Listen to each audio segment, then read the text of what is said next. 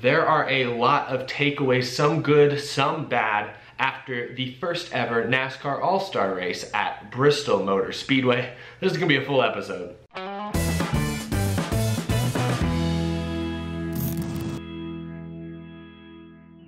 How's it going, y'all? My name is Eric and welcome to Out of the Groove. Once again, on location, I'm still out in the Tennessee mountains, not too far from Bristol Motor Speedway.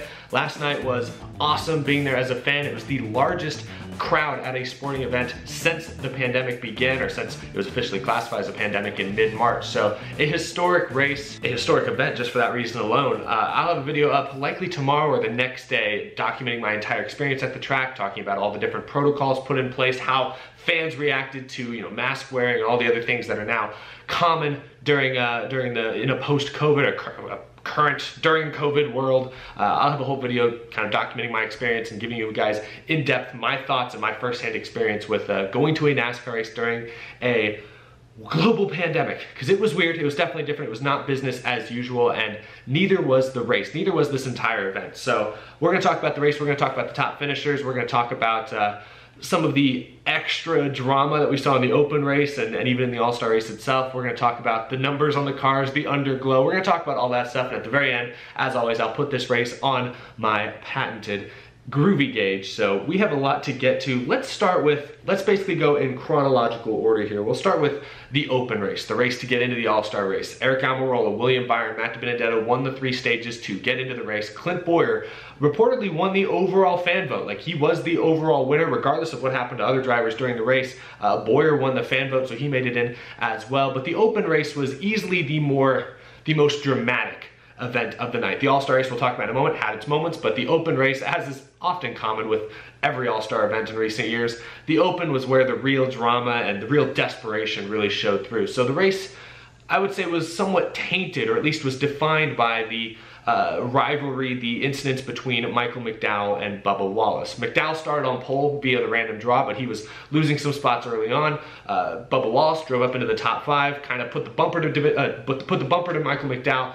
Typical Bristol bump and run, moved him out of the way. Michael McDowell retaliated the very next straightaway by turning left into Bubba Wallace's right rear and sending Bubba head on into the turn 3 safer barrier, absolutely destroyed the 43 car and eliminated any chance of Wallace getting into the main All-Star race event, even if he had won the fan vote, which they say Bowyer was the overall vote getter, so I'll believe him, but Bubba Wallace was leading the fan vote a week ago. Bubba had no chance of making the All-Star race. Michael McDowell ended his night, and NASCAR fans in the stands, on social media, everything I could see, were in uproar. It was kind of two very different sides, just very strong emotions all around. If you want my take on it, just looking at the incident objectively, Bubba Wallace put a pretty standard bump and run on a slower car. He was faster than Michael McDowell. McDowell was in his way. It's a short race, a sprint race.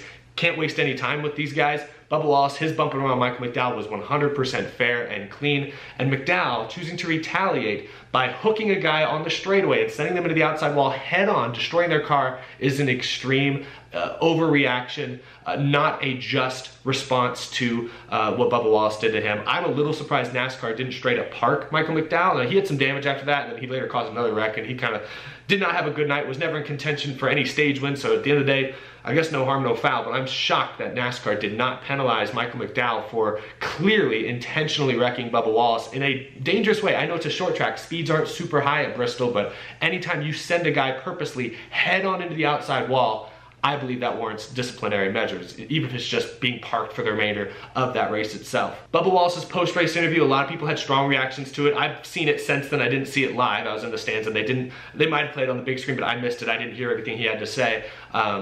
He handled it. People are gonna react differently to it. He called Michael McDowell a joke, which I think was 100% fair. Some people questioning the fact that he called McDowell's faith, his religious beliefs, into question. Some people didn't like that. I'm not the type of person to overreact to those types of comments, so it didn't really bother me too bad. I mean, at the end of the day, Michael McDowell made a absolutely dirty as hell move on Bubba Wallace and deserved to be blasted for it. I mean, there's a guy in the stands behind me shouting, "McDowell, you dumbass!" for about 3 minutes straight after the second wreck, but I think it was all kind of building up. But McDowell made a terrible move. He deserved to be called out for it, and Bubba Wallace, after his interview, actually then took the bumper from his destroyed 43 car and put it on the doorstep of McDowell's hauler in the infield, which I didn't see it live. I saw the photos on social media later. That was hilarious to me. That was brilliant kind of subtle jab at Michael McDowell. McDowell's gotten into it with drivers before. Remember when he got into it with Daniel Suarez last year? Or was that, no, yeah, it was last year. Came out of nowhere. McDowell plays the card of kind of the nice, friendly, just kind of,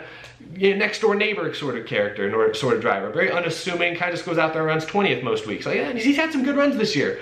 But man, he's had a few moments in the last 2 years, incident with Suarez, incident here with Bubba Wallace, where he just has lost his head, in my opinion, and completely overreacted to something. Not a good look for Michael McDowell. I lost respect for him. I mean, I honestly did. Wrecking a guy like that for a bump and run at Bristol was absolutely uncalled for, and I think Michael McDowell deserves all the scrutiny in the world. So I didn't really have a problem with Bubba Wallace's, you know, heat of the moment, post-race comments about it. It is what it is. I mean, at the end of the day, the 43 team is the one with a destroyed race car for absolutely no reason, and Michael McDowell kind of walked away without any real penalty. So I think that was definitely the most drama of the entire night across either race, was that altercation, that back and forth. That being said, the open race was fantastic in general. If we're just going to talk about the open, great action the first stage, 3 4 wide guys nudging each other out of the way, nobody giving an inch. It was phenomenal racing. The 3 guys who won stages, Almirola, Byron, DiBenedetto, clearly earned it. They were clearly the 3 fastest cars in that race, so they earned it. Moving on from the open, so this was the first All-Star race at Bristol, and it featured a few specific differences. One, obviously there are fans in the stands, which is different for 2020. There's almost 30,000 fans at Bristol, which Bristol seats over 150,000, so it was still roughly around 20% capacity. So at least where I was sitting, and you'll see this in my video later this weekend, there was plenty of space around me. There was at least 10 feet between my group, it was just me and my dad, and the next group of fans. So I can't speak for every section at the racetrack. They didn't have seating in every turn, like turn 3, and I think part of turns 1 and 2 were completely blank. Like they didn't have any fans sitting in those sections, which I thought was a little bit weird. But from where I was, social distancing in the stands was perfectly fine. I can't speak for every other section though. It looked like most places were spaced out, but maybe not everywhere. So let me know in the comments if you were at the racetrack. But talking about the race itself, there were a few very notable changes and differences.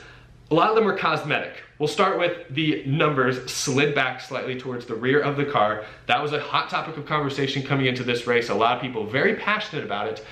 Coming into this race, a lot of the mock-ups I'd seen, a lot of the early paint scheme designs I'd seen, I was pretty split. Some of them looked really good, I thought looked very good. Others looked not good at all and looked pretty useless or pretty pointless in my opinion. And once I saw the cars in person, that opinion didn't really change. I still look at it and think, hey, if this really means sponsors will spend more money on advertisements on the car and will give teams more money, if this allows teams to sell more sponsorship and get more money to continue to fund themselves and be competitive, I'm okay with it. From what sounds of it, it sounds like at least one team came to NASCAR months ago, weeks ago, and said, hey, what if we try this at the All-Star race? It would help our sponsors out. And NASCAR said, sure, let's try it for the All-Star race. If there are other teams in a similar boat, other sponsors that are looking at it the same way, and if this is the type of thing where just moving the numbers back a little bit is gonna help keep a lot more teams funded, help bring new sponsors to the sport, if that's really what it takes, I'm okay with it. After watching the cars in person, they still looked really great in person. You could still see the unique number fonts clearly. I do think NASCAR, it's a slippery slope because I think the numbers, like NFL, NBA, other sports, they have their team logo as like the thing, the most recognizable thing, you know? In NASCAR, it's the numbers. It's the iconic number 3, the iconic 43, the Dale Jr. 8. That's what's kind of the selling point for NASCAR. That's their logo. You look at other motorsports like F1, nobody pays attention to the numbers in F1. It's all about the teams. It's all about the manufacturers in F1 and IndyCar.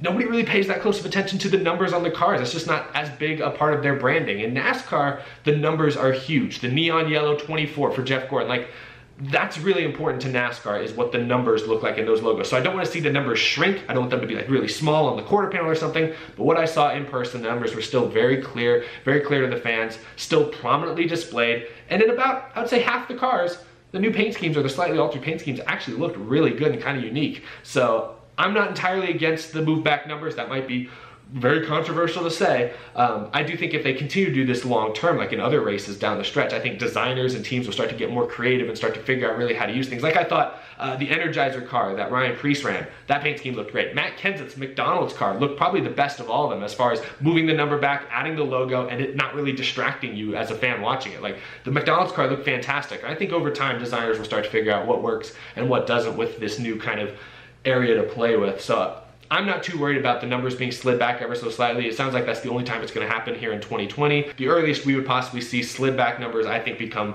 normal is probably with the next gen car, but that's still over a year and a half away. We'll have to wait and see on that one. I don't know. NASCAR could come out next week and say we're doing slid back numbers all year long. I have no idea, but I would think that's highly unlikely. A lot of fans really hate it. A lot of fans are very vocal about how awful it is, and I just think people need to pump the brakes a little bit. I don't think it's that big a deal. I wouldn't mind if they switched it personally, but being at the race yesterday, about half the cars looked good, about half of them did not look good, or at least felt pretty pointless to me. So I'm still kind of on the fence with it. I'd like to see him try it more just to see what the designers can come up with, but that's where I stand on the numbers. That's not that important. Other cosmetic changes, the underglow. A lot of topic of conversation coming into this thing was about the underglow on the rear of the cars. Ford's blue, Chevy's kind of a amber yellow sort of, Toyota's red. Seeing it in person was pretty cool. Total gimmick, but again, I've said this before, I don't think gimmicks are necessarily a bad thing. I thought it was fun. It was pretty cool to see in person as a one-off, brand new deal, brand new, just see what it works, see what happens, see what it looks like. And it was cool. I was a little disappointed though that it was only in the back of the cars. I would like to see it go all the way around the cars. I saw a lot of people not happy that it was blue, yellow, and red to match the manufacturers. Other people wanted them to more match the colors of the sponsors, the paint scheme. I understand where they're coming from. Personally though, I do like that it kind of identifies the manufacturers. I like that.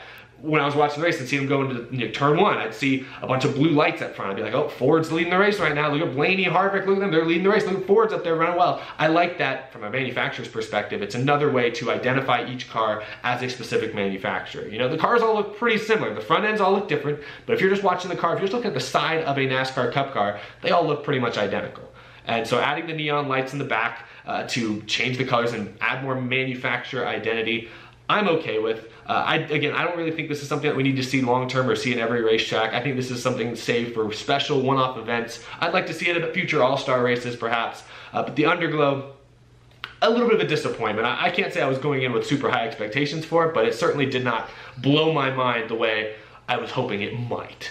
It was cool though. It was cool to see at Bristol with all the other lights they had flashing on. It was a cool moment to see the underglow first light up, and when they went out for the pace laps, it was pretty neat to see in that respect. Another thing, not cosmetic, another notable change in this race was the first race using the choose rule in NASCAR Cup Series history. It sounds like, from the sounds of it, from what I've heard from people, TV didn't really show it. They mentioned it, it sounds like. They talked about how the choose rule was a thing and how it kind of worked perhaps, but it sounds like they never really showed it much. Which I'll say is kind of a missed opportunity from Fox in that sense, because watching it in the stands, I was always paying attention to when it was time for them to line up in the choose roll. I'd stand up, I'd look over there and see where the orange triangle thing was, and I'd like to see guys dart to the left, dart to the right, and I'd be kind of counting cars thinking, oh, that's surprising. He went there, he didn't. Like, I feel like he should have gone bottom. Like, what's Kyle Busch doing? Why is he going top? He should have gone bottom. Like, I had some of those thoughts during the race watching it live, and that was one of the more interesting parts of the rule. That was actually kind of engaging and interesting to watch. If TV didn't show that part of it, that's a missed opportunity without a doubt. It's certainly only going to confuse viewers going forward. It's a new rule. You got to show how it works. You can't just talk about how it works. You have to show how it works. And if Fox really didn't show it, that's a missed opportunity and poor coverage on their part. But I like the choose rule. It worked great at Bristol. Bristol is one of the perfect tracks for that kind of rule to be implemented, because the top always seemed to get a really good initial launch, but the bottom lane during longer runs was clearly the preferred lane. So both lanes in a lot of ways were pretty equal, but depending on how your car was set up, I like that the drivers had the option to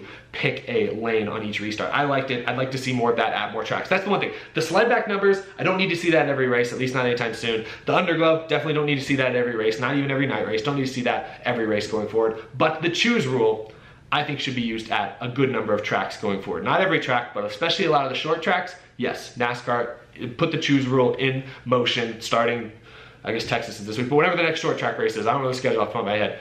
Choose rule should be implemented starting now, the rest of 2020 and beyond, in my opinion. Okay, so those are the three big changes for this race. I know, I'm sorry, I keep getting off topic, but let's talk about the race itself. Chase Elliott won the race. I haven't even mentioned that. We're how many minutes in? Like 10, 12 minutes in? Haven't even mentioned that Chase Elliott won the freaking race. $1 million, his first all-star race win. He held off Kyle Busch, one of the best in the business, one of the best in the business at Bristol, to do it. At the end of the race, it looked like the two of them had the best cars. I thought Blaney not pitting in the second to last stage was interesting, got him track position, but having worse tires, he was not quite able to hold off some of the faster cars, so he ultimately lost out on a chance of winning.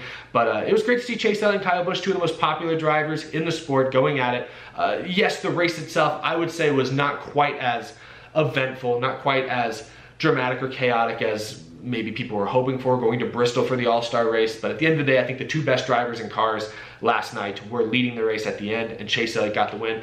Very much deserved. Didn't mind seeing that whatsoever. Fans were excited in the stands. A lot of cheers. I'd never been to a race that Chase Elliott won, and it definitely sounded different. Even with only like 25,000 people there, you heard it. It was different. It sounded different. It was very cool to have fans back in the stands. Definitely brought a different energy to the race that had been missing the last few months. I do think Chase Elliott, after the race, getting out of his car, going up to the fans lined up along the fence, and then high-fiving like 50 fans. No masks, no social distancing, physical contact there.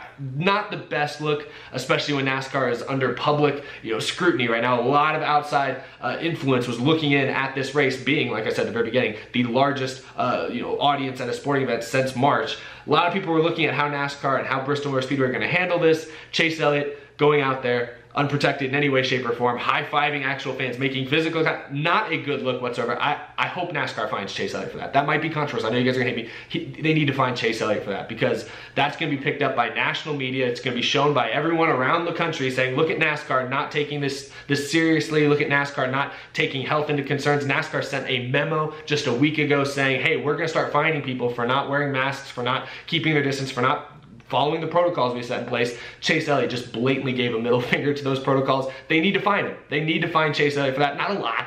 It's just a little fine. Just a little slap on the wrist. That's all they need to do. He just won $1 million.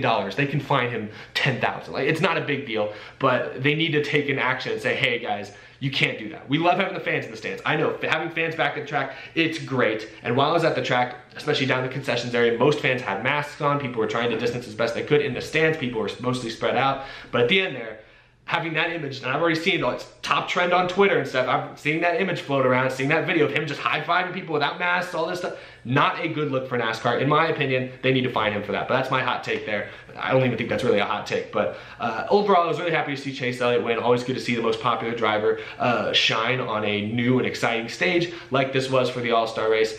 Let's put this thing on the Groovy Gauge and let's get out of here, because it's hot. I'm in like a sunroom. Bristol is my favorite racetrack in NASCAR, without a doubt. Last night's race, the open race, was phenomenal. The All-Star race, a slight letdown, a little bit of a letdown, just knowing what Bristol can be. What Bristol was just a few weeks ago when they came here for a regular season race. That was a fantastic race, one of the best races I've ever seen. Last night's race was still solid, and I mean, I will factor the open in a little bit because it's part of the overall event, and the open was extremely dramatic and had a lot of just phenomenal racing. But overall, I'm gonna give last night's All-Star race event at Bristol a 75% on the Groovy Gauge. Well above average, a good race. A bad race at Bristol, and this wasn't even a bad race at Bristol, a mediocre race at Bristol is still an above average NASCAR race, in my opinion. Guys slipping and sliding, 2-3 wide, still had a lot of bump and runs, a lot of contact, because the bottom lane was so dominant on longer runs, because I think NASCAR messed up a little bit. Bristol messed up there. They put too much PJ1 on the bottom lane.